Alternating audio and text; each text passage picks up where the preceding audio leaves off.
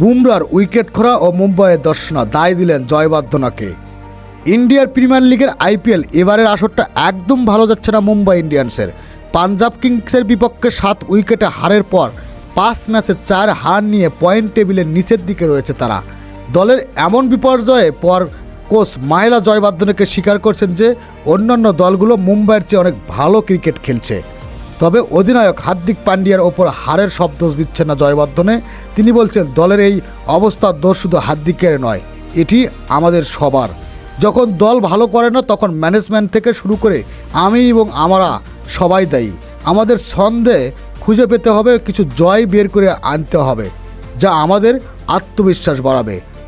জাসপ্রীত বুমরাহ নিয়ে সবচেয়ে বেশি দুশ্চিন্তায় আছে মুম্বাই ইন্ডিয়ান্স। এবার আসরে টানা 5 ম্যাচ খেলে এখনও কোনো উইকেটের দেখা পাননি এই তারকা পেসার।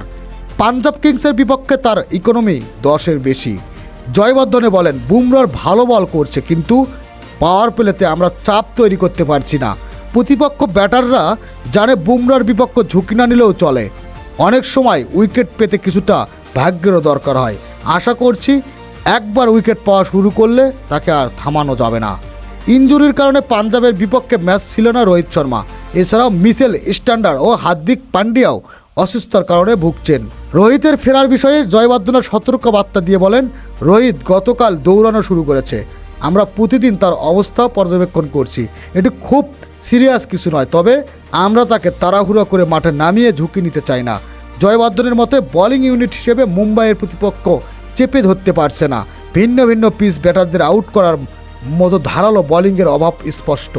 বিষয় করে বুমরাহর ওপর থেকে চাপ কমাতে অন্য বোলারদের এগিয়ে আসার তাগিদ দেন তিনি। বিভিন্ন খেলাধুলা নিউজ পেতে আপনাদের চ্যানেলটি সাবস্ক্রাইব করে সঙ্গেই থাকবেন।